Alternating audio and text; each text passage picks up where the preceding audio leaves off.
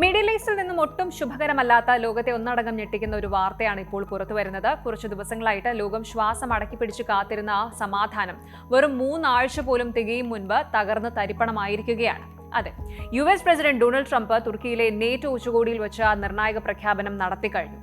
Four me I think it's over. ഇറാനുമായുള്ള വെടിനിർത്തൽ കരാർ പൂർണ്ണമായും അവസാനിപ്പിച്ചു കഴിഞ്ഞുവെന്നാണ് ട്രംപ് ഔദ്യോഗികമായിട്ട് പ്രഖ്യാപിച്ചിരിക്കുന്നത്. ഇതിനെ തുടർന്ന് US യുദ്ധവിമാനങ്ങൾ വീണ്ടും ഇറാനിൽ കനത്ത ബോംബിംഗ് ആരംഭിച്ചു. മറുപടിയായിട്ട് കുവൈത്തിലും ബഹ്റൈനിലെയും US സൈനിക താവളങ്ങൾക്ക് നേരെ ഇറാനും റോക്കറ്റുകൾ വർഷിച്ചു കഴിഞ്ഞു.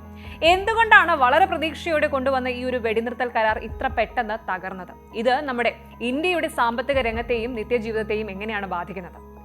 നമുക്ക് ആദ്യം ഇതിന്റെ ഒരു പശ്ചാത്തലം ഒന്ന് നോക്കാം. US ഇറാൻ സംഘർഷം അല്ലെങ്കിൽ ആ ഒരു യുദ്ധം അവസാനിപ്പിക്കാൻ പാകിസ്ഥാൻ, ഖത്തർ, ഈജിപ്റ്റ് തുടങ്ങിയ രാജ്യങ്ങളുടെ മീഡിയേഷനിൽ വലിയ ശ്രമങ്ങളാണ് നടന്നിരുന്നത്. ഇതിന്റെ ഭാഗമായിട്ട് ഒപ്പുവെച്ചതാണ് ഇസ്ലാമാബാദ് മെമ്മോറാണ്ടം.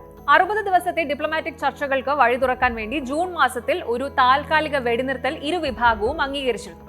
എന്നാൽ ഈ കരാറിന്റെ ആയുസ് വളരെ കുറവായിരുന്നു. ലോകത്തിലെ ഏറ്റവും പ്രധാനപ്പെട്ട എണ്ണക്കടത്ത് പാതയായ സ്ട്രെയിറ്റ് ഓഫ് ഹോർമുസിന്റെ നിയന്ത്രണം ഏറ്റെടുക്കാൻ ഇറാൻ ശ്രമിച്ചതാണ് പ്രശ്നങ്ങളുടെ തുടക്കം. ആ വഴി കടന്നുപോകുന്ന കപ്പലുകളിൽ നിന്ന് ടാക്സ് പിരിക്കാനും തങ്ങളുടെ പ്രോട്ടോകോൾ അടിച്ചേൽപ്പിക്കാനും ഇറാൻ ശ്രമിച്ചു. ഇതിന്റെ ഭാഗമായിട്ട് കഴിഞ്ഞ ദിവസങ്ങളിൽ സൗദി അറേബ്യയുടെയും ലൈബീരിയയുടെയും ഉൾപ്പെടെ 3 വാണിജ്യ കപ്പലുകൾക്ക് നേരെ ഇറാൻ ആക്രമണം നടത്തി.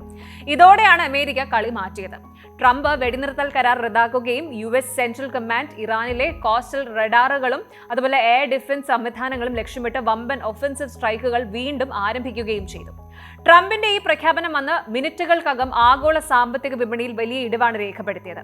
അമേരിക്കയിലെ വാൾ സ്ട്രീറ്റ് സൂചികകളായ S&P 500, ഡൗ ജോൺസ് എന്നിവ വൻതോതിൽ താഴേക്ക് പോയിരുന്നു. ഏറ്റവും വലിയ പ്രഹരമുണ്ടായത് എണ്ണവിലയിലാണ്. രാജ്യാന്തര വിപണിയിൽ ബ്രെന്റ് ക്രൂഡ് ഓയിലിന്റെ വില ഒരൊറ്റ ദിവസം കൊണ്ട് ഏകദേശം 5% വർദ്ധിച്ച് ബാരലിന് $78 യുദ്ധം ഇങ്ങനെ തുടരുകയും ഹോർമുസ് കടലിടുക്കിലൂടെയുള്ള എണ്ണക്കപ്പലുകളുടെ യാത്ര തടസ്സപ്പെടുകയും ചെയ്താൽ ക്രൂഡ് ഓയിൽ വില ഇനിയും കുതിച്ചുയരും. ഇത് ലോകമെമ്പാടും വലിയ രീതിയിലുള്ള ഇൻഫ്ലേഷൻ, അതായത് പണപ്പെരുപ്പം ഉണ്ടാക്കുമെന്നാണ് ഇക്കണോമിസ്റ്റുകൾ മുന്നറിയിപ്പ് നൽകുന്നത്. ഇനി നമ്മൾ ചിന്തിക്കേണ്ടത് ഈ യുദ്ധം ഇന്ത്യയെ എങ്ങനെ ബാധിക്കുമെന്നതാണ്. ഇവിടെ 3 പ്രധാന വെല്ലുവിളികളാണ് ഇന്ത്യക്ക് മുന്നിലുള്ളത്. ഒന്ന്, ഇന്ധനവിലയും പണപ്പെരുപ്പവും. ലോകത്തിലെ ഏറ്റവും വലിയ 3ാമത്തെ എണ്ണ ഇറക്കുമതി രാജ്യമാണ് ഇന്ത്യ. ക്രൂഡ് ഓയിൽ വില ഉയരുമ്പോൾ നമ്മുടെ കറന്റ് അക്കൗണ്ട് ഡെഫിസിറ്റ് വർദ്ധിക്കും. ഇത് രാജ്യത്ത് പെട്രോൾ, ഡീസൽ വിലയുടെ വർധനവിനും മറ്റ് നിത്യോപയോഗ സാധനങ്ങളുടെ വിലക്കയറ്റത്തിനും കാരണമാകും. ഇനി രണ്ടാമത്തേത് ഇന്ത്യൻ നാവികരുടെ സുരക്ഷയാണ്.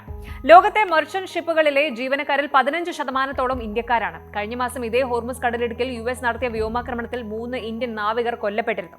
ഇത് ഇന്ത്യയും US തമ്മിലുള്ള നയതന്ത്ര ബന്ധത്തിൽ വലിയ അസ്വാരസ്യങ്ങൾ ഉണ്ടാക്കിയിരുന്നു.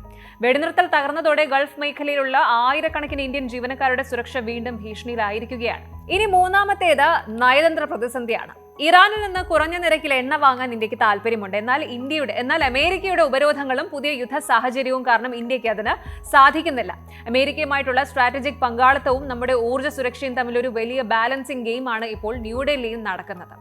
വെടിനിർത്തൽ കരാർ അവസാനിച്ചതായിട്ട് ട്രംപ് പ്രഖ്യാപിച്ചെങ്കിലും ബാക്ക് സ്റ്റേജിൽ ഖത്തറിന്റെയും പാകിസ്ഥാന്റെയും നേതൃത്വത്തിൽ ചർച്ചകൾ ഇപ്പോഴും തുടരുന്നുണ്ട് എന്നാണ് നയതന്ത്ര വൃത്തങ്ങൾ നൽകുന്ന സൂചന. കാരണം ഒരു പൂർണ്ണ യുദ്ധം അമേരിക്കയുടെയോ ഇറാന്റെയോ സാമ്പത്തിക ഭദ്രതയ്ക്ക് നല്ലതല്ല. എങ്കിലും പരസ്പര വിശ്വാസമില്ലായ്മ മൂലം ഈ കരാർ തകർന്നത് വരും ദിവസങ്ങളിൽ ആഗോള സമ്പദ് വ്യവസ്ഥയെ എങ്ങോട്ട് നയിക്കുമെന്ന് കണ്ടു തന്നെ അറിയണം. കൂടുതൽ വാർത്തകൾക്ക് News 18 Keralam YouTube channel subscribe ചെയ്യുക.